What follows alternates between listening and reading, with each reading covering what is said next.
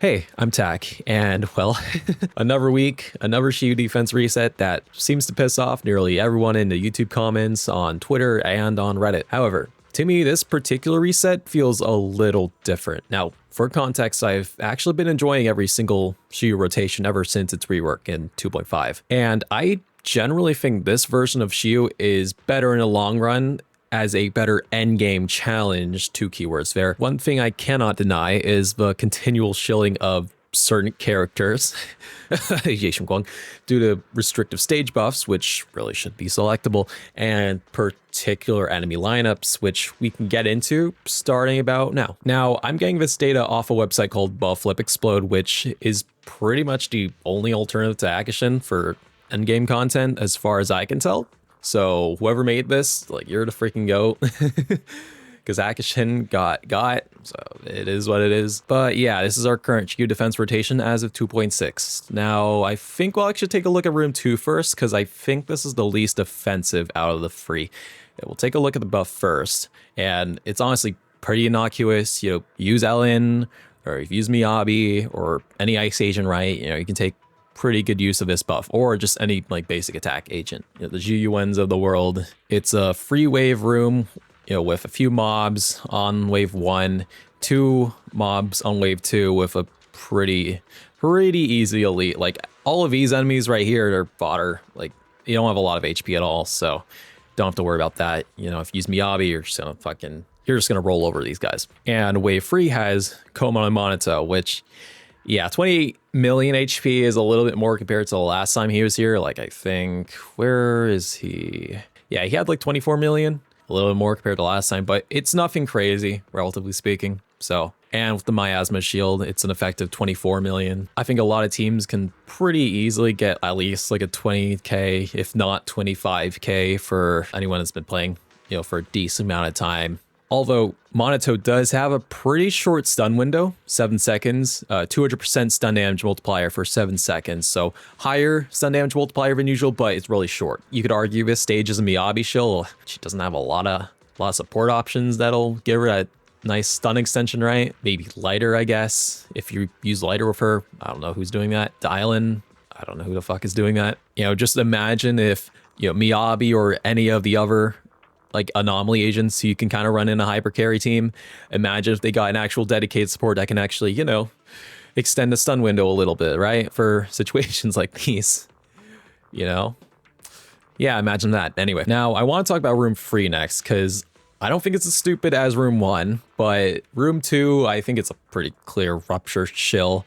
Max HP increase, right? Ether damage and ice damage increase. You know, that's Bishuen or Yidhari. When you use your ultimate, you get cheer damage. So pretty much every rupture unit. Now, wave 1 in room 3.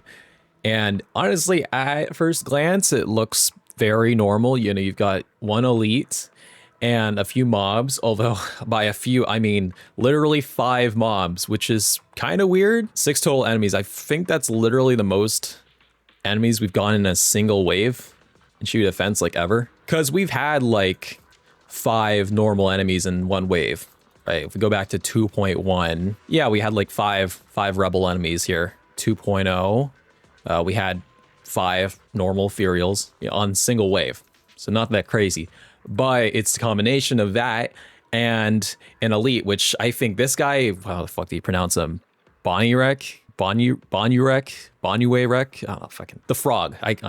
Bro. This guy pretty much just spits at you and jumps up in the air where you can't hit him while they're spitting you. Kind of tanky. And so it's just not very fun. And something which most people might not notice, but I noticed pretty hard when trying to use Yuan on room 3. Now, here I am on room 3 in game, and you may be wondering, why the fuck do I have Alice, Yuan, and Nicole? Well, this is just as an example, okay? So let's actually go to Yuan first, and I'm just going to show you why she struggles very hard in this wave 1. Right, we have the frog and these guys, which are really fucking heavy for mobs. Like, it is really difficult to try and get these guys grouped together. You kind of gotta try and weave around them and kind of get them close to each other for the stun. It's really not a fun time. But you know, Nicole, right? She's supposed to be the queen of grouping, right? With her black hole on her EX and her ultimate. But as you just saw there, let's try that again. What? These guys just aren't moving. Like, what is that? They might stay still for a little bit, but like, hell, you even saw them moving a little bit. Like, let's try that again. Yeah, like, it'll get them to stay still, but like, these guys aren't being sucked in. But you go to an agent like Alice or Yishuan obviously has grouping. Banyue has pretty good grouping too. These are EVA free, and like, look at that. Like, those free just they're fucking dead. She pulls them in with a fucking fencing sword. Yeah, a fencing sword is better at grouping than NICOLE's black hole. What? Now, let's just show you again real fast. I'm just gonna use Alice straight up. I'm gonna use her EVA free. Or not her EVA free, her free stage charge attack. And as you just saw, like, they're all pretty close to each other now. But if I go to NICOLE, yeah, let's just try to get her EX up. And you have these five, since they like using ranged attacks, they'll try to spread out, which is great. So fun. While a lot of other mobs just try to run towards you. Yeah, let's just try to group these guys. They're reasonably close to each other. These guys just aren't moving.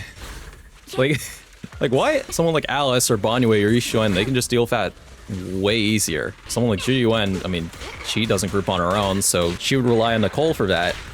Can't anymore. Like, I think Dial In actually does a better job at keeping those mob enemies together.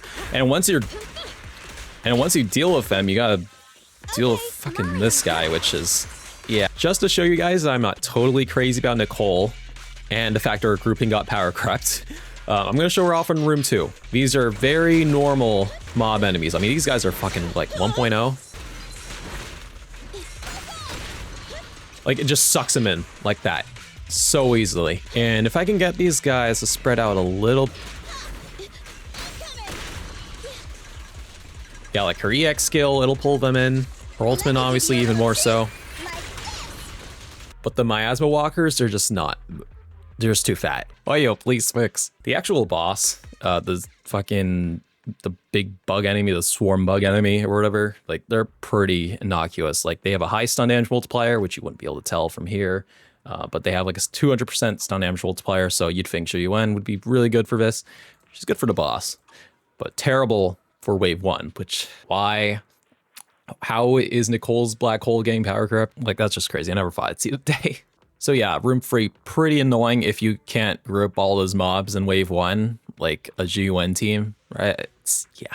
But overall, nothing too crazy. Like, you can get a pretty good score of someone like Zhiyuan still. Scorps is fucking pushover. Now, room 1, arguably the most contentious stage of a Shiyu for, well, good reason. Now, let's take a look at the buff first.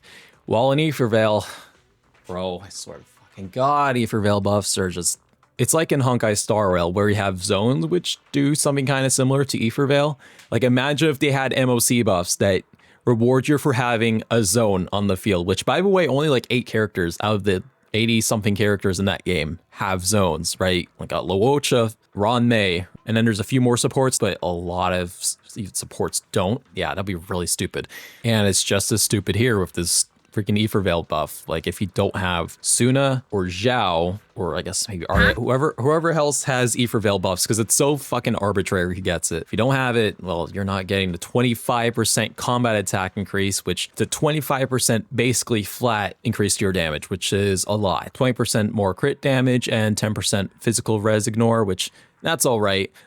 Really good for Billy, Acorn, and Nekomata, I guess. But like, you could obviously tell who this buff is made for, right? Just like, they have similar combat attack buffs and whatnot. Like, buffs that are pretty similar to this that don't rely on Aether Veil. So like, why are they even doing this? Oh, well, I know why. They're trying to get you to pull Suna. Obviously. Such an arbitrary fucking mechanic, man. Anyway, Arikado has a pretty good video on Aether Veil, so you can go check that one out. I'm just gonna talk about each wave here. So wave 1 is free of these miasma spawn. They have a little more HP compared to a lot of these other mob enemies, right? 2.5 million compared to maybe 1.5 to under 2 million. But, you know, if you take into account the stage buff and, you know, the res ignore, it's like, yeah, there's gonna be like a little less than 2 million HP. Don't like that, but it is what it is. And in wave 2, you get 2 more miasma spawn, you know, same deal. They're still pretty much fodder. But you also get the Miasmic Wicked Wraith, which has 17.6 million HP. Now, the last time this guy was in Shiyu, this guy had 50 million. So a pretty sizable increase. And last time he was here, we also had a much better stage buff. So now this elite does have 200% stun damage multiplier. So if you're not Ye Shunguang, you really want to stun this guy as fast as you can and then deal as much as damage as you can in that 10-second stun window. But he is a little hard to daze compared to some of these other elites. So, you know, Rund Island or hell, maybe Kaleda. If you have Ye Shunguang, you can just ignore stunning these enemies entirely. And for her, this guy's effective HP is like going to be less than 14 million or something. But even then, from personal experience, you know, maybe you can get to wave free by the 30 to 40 second mark, right? Pretty similar story with Evelyn. She does all right on this stage too, but certainly you'll want to use Ye Shunguang, which, man, I wish he was more interesting to play. Now, just put the Wraith's HP into perspective by looking at the Covenant Guardian, who has, 33 million HP. That's a lot, but they also have a miasma shield, so with taking that into account, like 28 million HP. And they also have a 200% stun damage multiplier, once again, higher than normal for 12 seconds. So, you know, you can get a lot of damage during that stun as long as you have the resources for it. 17.6 versus 28. Yeah, the elite has well over half the health as the Covenant Guardian, which is that's just fucking insane to me. It was also the case last time Bro was here. Actually, yeah, it's pretty much very similar lineup, except you also had Flame Cantor. Bro, fuck this guy too. Like normally the elites, they're maybe, you know, just less than half the HP of the boss. This guy is well over that, which is, oh my god. So that's why, you know, wave 2 feels so fucking tanky. If you don't have Ye Shunguang, and if you can't stun him super fast, probably be past the 1 minute mark by the time you get to wave 3, which is pretty brutal. And the score multiplier just drops off a fucking cliff, which I hope they change eventually, but I'm not gonna get my hopes up. TLDR, really tanky elite who Ye Shunguang has a much easier time dealing with compared to every other agent, because she just inherits the stun damage multiplier basically. And so she can get to wave 3 pretty smoothly. Anyway, one last note I want to mention is just a general HP inflation, because I know like everyone and their moms is going to talk about, oh wow, the HP is increasing so much again. And like, I actually will agree, like the HP in this Shiyu is noticeably more than the last one. Like we're going from 130 raw HP to 154, which is very sizable. You don't have to do much math for that. I think that's mostly because of rooms 1 and 2. You know, Monato's a little tankier, Covenant Guardians I think a little tankier as well, and obviously the Wraith, go fuck yourself. But to play devil's advocate, not that I want to fucking glaze Hoyo, but you know, if we look at future Shiyu resets, now this is kind of Leaks territory, this could very easily change, right? But next Shiyu, very similar HP amount, like around 150 million, 2.6 phase 4, a little less actually, yeah, a little less. And then 2.7, we actually see like a decent increase in HP, but I think that's mostly because of this guy, Rampant Brute. Yeah, he has a fucking miasma version now. He's already in the new Hall of Zero. I can't believe this guy's getting a fucking miasma shield. But this guy, 47 million is fucking crazy. Apparently, you're also going to be expected to do like a miasma shield 2 times. You know, it's how like, say, Monato purified 1 time, Rampant Brute purified 2 times, so I think you're gonna have to clear 2 miasma shields in a normal fight with him. In actuality, this guy has maybe 33 effective HP, which ain't that crazy. Definitely not a low amount. It's not that insane either. Still, that's a lot of HP. Jesus Christ. Like, I'm honestly not sure what this guy's gimmick is. You can't view like any specific like enemy mechanics on here, unfortunately. And then going to phase 2 in 2.7, it's going back down to, you know, closer to what we have now, around 150 million. Phase 3, same thing, and yeah, there we go. But yeah, looking at this HP trend, I get the sense that, you know, when they revamp Shiyu, right, they start off with a slightly lower, you know, an easier amount of HP, around 130 million, and then they increase it a little bit now that everyone's getting used to the new format. Well, used to it in quotes. And honestly, like throughout the entire time we've played this game, like I've never been super fixated on the HP amounts, right, for each reset. Like it is increasing, right, but like a pretty active player, I just don't care that much, man. Like I see Shiyu as like a challenge, you know? And so even though these are some really annoying annoying enemy lineups. I still think it's good that we are actually getting, like, they're trying to emphasize mom clearing pretty heavily, and that's what part of what they're doing with the new scoring. I like that part.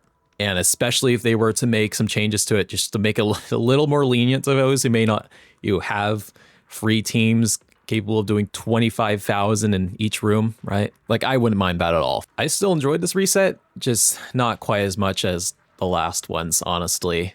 Like, I enjoyed this one way more when we had the free doppelgangers, which I know this one was like so many people hated this, but I fucking love fighting these guys. I don't know, it's just their style of fighting. Oh my god, I love it. I think it's so fun to play against, man. But anyway, that's all I got for you.